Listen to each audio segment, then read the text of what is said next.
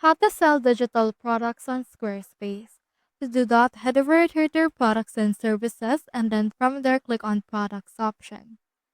From there, click on to this add product, and then just choose in here the part that you want.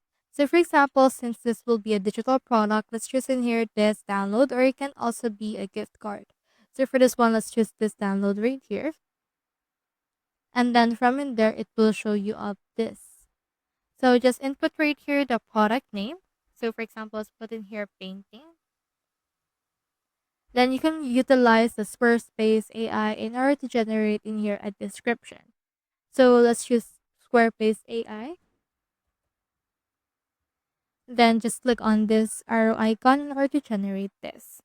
Now, once it's been generated, you can see it that it will looks like this right here.